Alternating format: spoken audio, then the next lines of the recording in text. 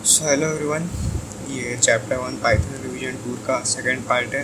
इसमें हम लोग वेरिएबल्स एंड असाइनमेंट्स डिस्कस करेंगे। ठीक है। Variables represent label storage locations. मतलब वेरिएबल्स जो है एक लेबल स्टोरेज लोकेशन को रिप्रेजेंट करते हैं। उस values can be manipulated during program run, जिनकी वैल्यूज़ को हम लोग प्रोग्राम रन के टाइम पे मैनिपुलेट या चेंज कर सकते हैं। ठीक है। In Python, to create a variable, just assign to its name the value of appropriate type. Python में एक वेरिएबल बनाने के लिए उसको एक नेम देना है और उस पर एक वैल्यू असाइन करनी होती है। ठीक है। For example, to create a variable namely student to hold student's name and variable age to hold student's age, you just need to write somewhat similar to what is shown below. यहाँ पे बोला है कि student नाम का एक variable बनाएंगे student का नाम होल्ड करने के लिए, और एज नाम का वेरिएबल बनाएंगे स्टूडेंट का एज होल्ड करने के लिए। Python will internally create labels referring to these values as shown below. Student नाम का वेरिएबल है, उसका वैल्यू है जैकब।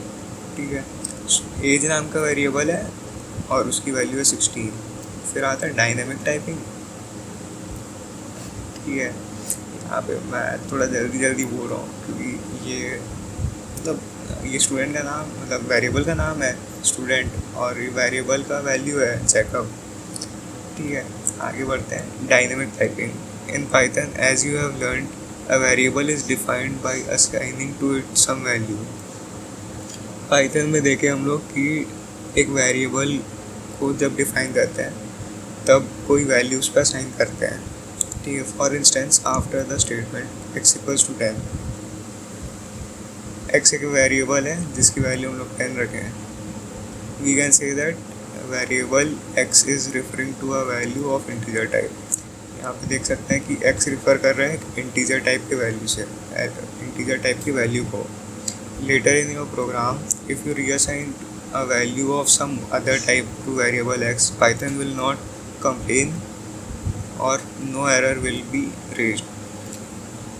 आगे हम लोग इस प्रोग्राम में अगर x की वैल्यू को रीअसाइन करते हैं किसी और टाइप में तो पाइथन कोई कंप्लेन नहीं करेगा या फिर कोई एरर नहीं आएगी। यहाँ पे जैसे हम लोग देख सकते हैं x इक्वल्स टू 10 था जिसका पहले टाइप था इंट, फिर यहाँ पे एक बार प्रिंट करा है, फिर यहाँ पर x को रीअसाइन किए स्ट्रिंग वैल्यू पे हेलो वर्ल्ड और फिर से प्रिंट कर दिए। जब हम लोग कोड को रन करेंगे तो पहले x की वैल्यू 10 आएगी और उसके बाद में हेलो वर्ल्ड नाम का स्ट्रिंग आएगा। और यहाँ पे देख सकते हैं कि कोई भी एरर नहीं आता है। So you can think of Python variables as labels associated with objects. तो पाइथन वेरिएबल्स को हम लोग ऐसे समझ सकते हैं, एक लेबल है जिसके साथ में कोई एक ऑब्जेक्ट एसोसिएटेड है। Literal values in our case here, मतलब यहाँ पे जैसे हेलो वर्ल्ड है, ये एक वैल्यू है, लिटरल वैल्यू है। ठीक है। With dynamic typing, Python makes a label refer to new value with new assignment. Dynamic typing के वजह से पाइथन एक लेबल को रिफ़र कर सकता है न्यू असाइनमेंट से। ठीक है। जहाँ पे देख सकते हैं x इक्वल्स टू 10 था, तो x वेरिएबल था और उसकी वैल्यू थी इंट में 10। फिर x equals to hello world, यानी कि हम लोगों ने x इक्वल्स टू 10 को चेंज करके रीअसाइन कर दिया हेलो वर्ल्ड पे।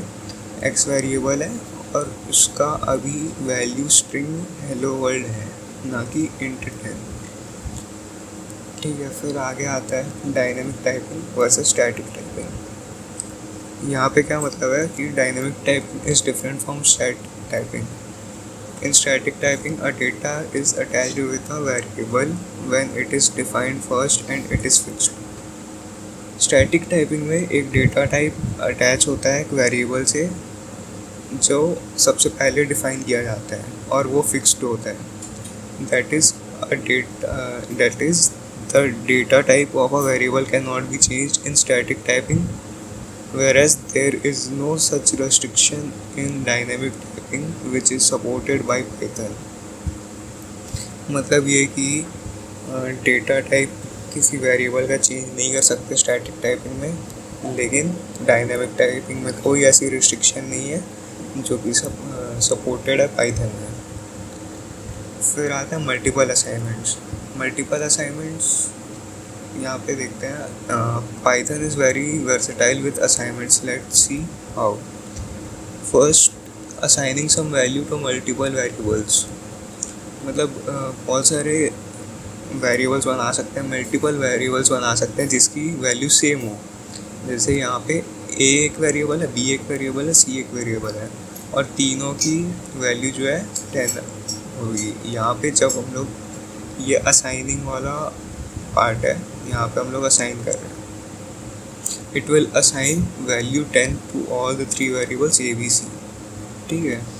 फिर assigning multiple values to multiple variables, you can even assign multiple values to multiple variables in single statement।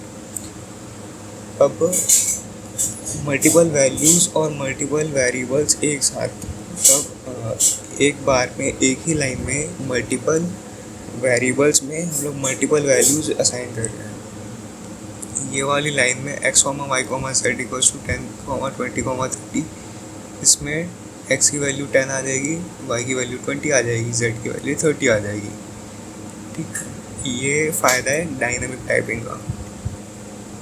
ठीक है। It will assign the values order wise, that is first variable is given first value, second variable the second, and so on. That means above statement will assign value 10 to x, 20 to y and 30 to z, मतलब वही जो ऊपर बताया।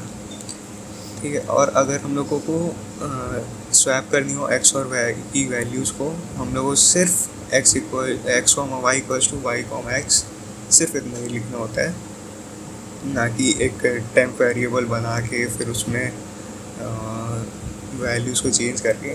ठीक है। वो सब C++ और पुराने लैंग्वेजेस में होता था। मैं ये नहीं कह रहा कि वो सब लैंग्वेजेस बुरे हैं, पर वो ऐसा सब पहले होता था। ठीक है। Variable well stores values at some location और memory address and changes value stored in it, मतलब कि ये एक मेमोरी एड्रेस है 3000, दोनों ही 3000 है। पहले इसकी वैल्यू थी 3, फिर उसके बाद में 6 ऐसे हुई। ठीक है। ये होता था पहले के लैंग्वेजेस में, C++ में। अभी क्या होता है इंटरप्रेटर और पाइथन लैंग्वेज में, पहले से ही जो वैल्यूज़ है उन पे memory location, memory address assigned है। जैसे 3 का 3000 मान के चलते हैं, 4 का 3016, 5 का 3032, 6 का 3048। तो जब हम लोग वैल्यू 3 से 6 करेंगे तो पहले वेरिएबल की वैल्यू यहाँ पे थी, फिर जो मेमोरी एड्रेस है वो चेंज कर दी जाती है। ठीक है। फिर आता है simple input and output in Python 3x, यानी 3.0 और 3.7 इस वर्जन में। To get input from user interactively you can use built in function input, मतलब कि इंटरैक्टिवली अगर हम लोगों को यूज़र से इनपुट चाहिए होता है तो सिर्फ हम लोग एक built in function input use कर सकते हैं। ठीक है। इसको हम लोग ऐसे यूज़ करेंगे, variable to hold the value, मतलब वो वेरिएबल जिसमें हम लोग को वैल्यू डालनी है, फिर इनपुट, फिर एक पैरेंथेसिस उसके अंदर में प्रॉम्प्ट टू बी डिस्प्लेड। ठीक है। जैसे कि एग्जांपल लेते हैं, नेम नाम का वेरिएबल है, फिर इनपुट लिखे, फिर एक पैरेंथेसिस उसके अंदर में what is your name string में डालें। तो जब हम लोग प्रोग्राम को रन करेंगे तो व्हाट इज़ योर नेम करके एक आउटपुट शो होगा, मतलब एक प्रॉम्प्ट शो होगा जिसके आगे हम लोग जो भी डालेंगे वो नेम नाम के वेरिएबल में फिक्स हो जाएगा, मतलब स्टोर हो जाएगा। The input function always returns a value of string. ठीक, मतलब इनपुट फंक्शन में हमेशा स्ट्रिंग टाइप होती है। Python offers two functions, int and float, to be used with input to convert values received through input and into int and float types। ठीक है।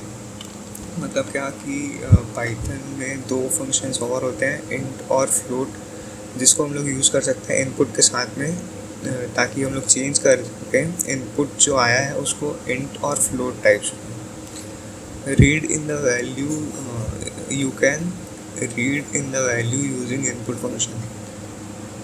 मतलब कि इनपुट फंक्शन में जो भी वैल्यूज़ आई है उसको हम लोग रीड कर सकते हैं, and then use int or float function with the read value to change the type of input value to int or float respectively। मतलब पहले वैल्यूज़ को लेके आ जाएंगे इनपुट फंक्शन की मदद से, उसके बाद में इंट और फ्लोट फंक्शन यूज़ कर सकते हैं उस जो इनपुट आया है उसको चेंज करने के लिए इंट और फ्लोट में। जैसे कि हम लोग यहाँ पे देख सकते हैं वेरिएबल नेम लिया है, उसके बाद में इंट, फिर पैरेंथेसिस में, फिर इनपुट, फिर पैरेंथेसिस में प्रॉम्प्ट स्ट्रिंग। ठीक है, यहाँ पे फ्लोट में एक बार लिया है इनपुट एंटर मार्क्स, तो यहाँ पे एंटर किए 73.5 और यहाँ पे उसका टाइप प्रिंट करवाया तो फ्लोट आया, और यहाँ पे एज नाम का वेरिएबल बनवाया जिसमें इंट यूज़ किया है, और यहाँ पे 16 एंटर किए तो एज में आया टाइप इंट का। ठीक है, while inputting integers values using int with input make sure that the value being entered must be int type compatible. मतलब यह है कि जब इंट फंक्शन यूज़ कर रहे हो इनपुट के साथ में, तब ये चीज़ को ध्यान में रखना चाहिए कि जो वैल्यू एंटर किए हैं वो इन टाइप कंपैटिबल हो। ठीक है, फिर आता है similarly while inputting floating point values using float with input make sure that the value being entered must be float compatible. मतलब कि जब फ्लोट करेंगे इनपुट के साथ में तब फ्लोट कंपैटिबल होनी चाहिए। ठीक है, ABC नहीं डाल सकते हम लोग इंट और फ्लोट वाले में, क्योंकि ABC कंपैटिबल नहीं है इंट और फ्लोट के साथ में। Output through print statement. ठीक है, जब भी हम लोगों को प्रिंट मतलब आउटपुट देना होता है तो हम लोग प्रिंट स्टेटमेंट यूज़ करते हैं।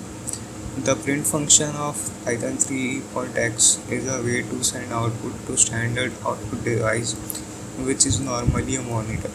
ठीक है, आप प्रिंट फंक्शन यूज़ करके सीधे आउटपुट दे सकते हैं स्टैंडर्ड आउटपुट डिवाइस पे। The simplified syntax to use print function is as follows. मतलब सिंटैक्स देख सकते हैं आप लोग यहाँ पे, प्रिंट फिर ब्रैकेट पैरेंथेसिस में जो भी ऑब्जेक्ट हम लोग को यहाँ पे आउटपुट कराना है, सेप की वैल्यू डाल सकते हैं सेपरेशन के लिए, एंड बैकस्लैश n होता है डिफ़ॉल्ट में, या फिर और कोई स्ट्रिंग आपकी मर्ज़ी की। Objects mean it can be one और multiple comma separated objects to be printed. ठीक है, अब यहाँ पे ऑब्जेक्ट्स का मतलब है कि एक या एक से ज़्यादा कॉमा सेपरेटेड ऑब्जेक्ट्स जो कि प्रिंट कराने हों। यहाँ पे जैसे देख सकते हैं प्रिंट एक स्ट्रिंग दी है हेलो, तो ये एक स्ट्रिंग प्रिंट करा देगा। प्रिंट 17.5 ये एक नंबर प्रिंट करा देगा।